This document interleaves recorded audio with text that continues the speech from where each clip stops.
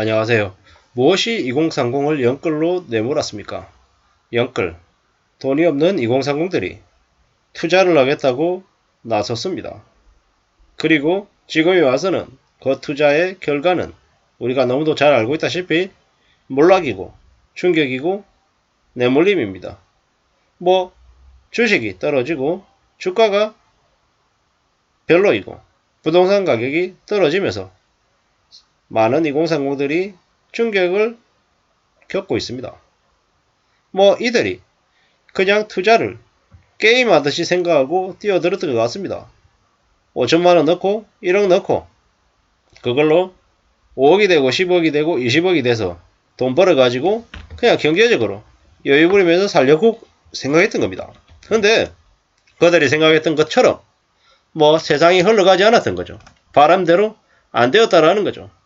그래서 이제 그들은 점점 궁지로 내몰리고 더 불안해하고 있습니다. 이제 어떻게 살아야 될까라고 생각하면 0부터 시작하는 게 참 막막하고 억울하고 좀 답답한 삶이다. 시작이다라고 생각했을 텐데 이제 그들은 0부터가 아니라 마이너스부터 시작을 해야 됩니다. 빚이 얼마나 무서운지 몰랐던 2030들이 아마 큰 대가를 치르게 되어 있는 겁니다.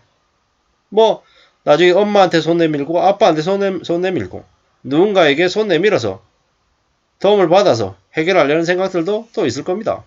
또 부모들은 어쩔 수 없이 그걸 또 해결해줘야 된다. 이렇게 생각하는 부분들도 있을 겁니다. 근데 잘 생각해 봐야 될 건 뭐냐라면 저게 저 사람의 인생에 전반에 걸쳐서 미치는 영향은 매우 클 거다라는 거죠.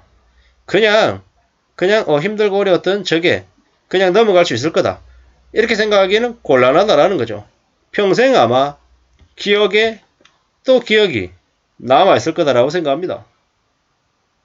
세상이 얼마나 쉽지 않고 공짜가 없는 걸 미처 몰랐던 2030들이 걸려든 거죠.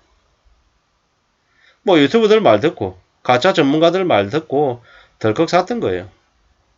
근데 잘 생각해 볼 필요가 있는 거는 돈 버는 일을 누가 나서서 소리 내어서 하지 않습니다.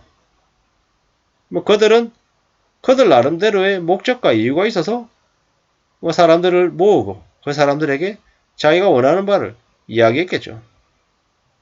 그리고 잘 몰랐던 그가 2030들이 이제 대거 걸려든 거죠. 이제 벼랑 끝에 몰렸잖아요.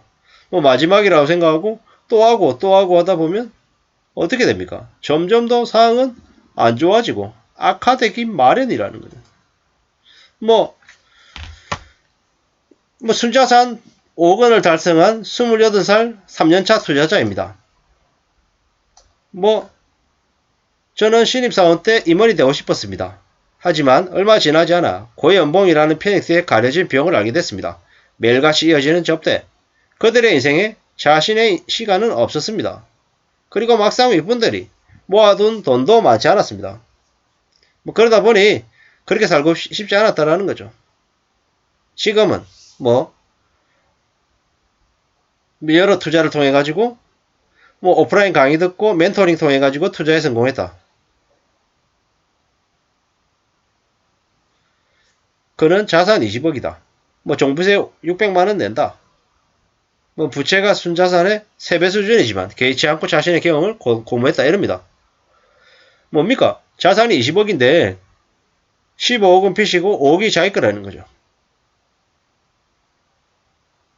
그리고 강의 듣고 멘토링 해가지고 투자에 성공했다고 얘기하는 이 부분이 조금 우려스러운 모습인 거죠. 뭐냐?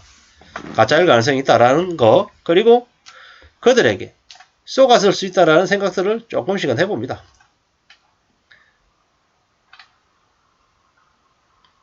부동산 스터디를 꾸려가지고 임장도 하고 지방도시도 다니면서 충북에 있는 2억짜리 주택을 1억 8천만원 전세로 2천만원 자기 돈 들여가지고 갭 투자했답니다.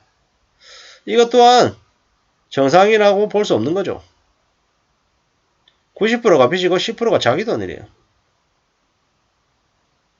이건 언제든지 집값이 떨어지면 1억 5천, 1억 2천 되면 자기 돈은 날리는 걸로 끝나는 게 아니라 세입자에게 줘야 될 돈까지 부족할 수 있다는 거죠. 참 어처구니 없는 일이다라고 봐야 되겠습니다. 2030들일수록 투자라는 말에 더 민감했다고 합니다. 한때는 코인 가격도 오르고 뭐 주식도 오르고 부동산도 오르고 너도 나도 다 오르기만 하니까 이런 시국에 가만히 있는 게 벼락거지가 된다는 말이 일견 맞을 수도 있었죠. 근데 우리가 항상 오르기만 하는 건 없다라는 거죠. 오르는 게 있으면 내려가는 것도 있더라는 거죠. 그걸 명심해야 됩니다. 뭐 이제 부동산 거래가 급감했습니다. 급감. 이제 월 거래량이 1000건이 안 되는 시기가 이제 온 거죠. 이제 점점 더 이제 그 부담을 줘야 되는 거죠. 아까 28살에 순작산 5억 투자자라고 하는데 5억 원을 가진 투자자라고 하는데 그 20억 자산이 15억이 되면 어떻게 됩니까? 순자산 빵입니다. 게다가 그게 12억이 되고 10억이 되면 어떻게 됩니까? 그냥 마이너스죠. 또한 감당할 수 없는 만큼 빚을 15억을 지고 있다. 저게 전세자들의 전세자금인지 모르겠습니다만은 확실한 건 뭐냐? 저걸 부담해서 감당하기가 쉽지 않을 수도 있겠다라는 생각입니다.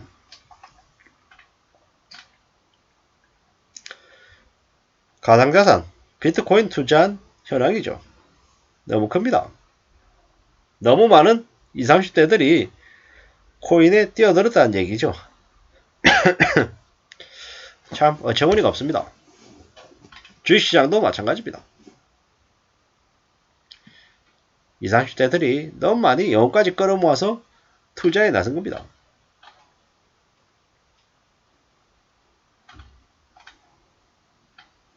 코로나 팬데믹 이후에 뭐 많은 이들이 뛰어들었는데 참 황당한 뿐인 거죠. 황당할 뿐입니다. 뭐 저들이 삶이 그러면 괜찮아질 수 있겠냐? 절대로 괜찮아질 수 없습니다. 걸려든 거죠. 언제까지나 저들이 이용만 당하고 힘들어 할까요? 뭐 경제 유튜브 3대장이라 불리는 3프로TV, 슈카월드, 신사임당, 그 외에 정거사 소속의 스타 애널리스트들의 개인 방송들이 인기를 끌고 있답니다. 참 씁쓸하죠. 씁쓸합니다. 왜냐? 절대로 그냥 조금 돌아다니고 돈을 이렇게 버는 그런 아주 수월한 일은 없을 거다라는 거죠.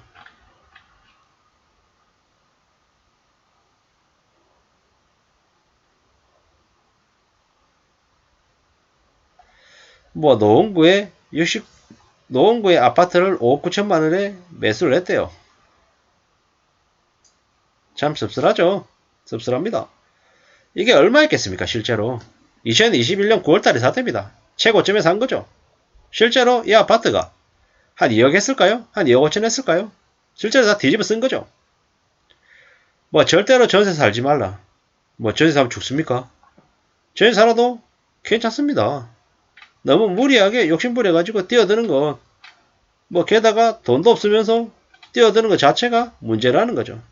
살아가는 삶이 쉽게 만만하게 자기 뜻대로 되면 좋겠는데 그렇지 않다는 걸 아마 2030들은 몰랐나 봅니다. 뭐 모를 수도 있지만 모르면서 함부로 행동했던 투기에 나섰던 그 2030들의 모습이 아마 점점 더 대가를 치르는 쪽으로 아마 변해가고 있는 것 같습니다. 숨죽이고 지켜봐야 될 것 같습니다. 이상입니다.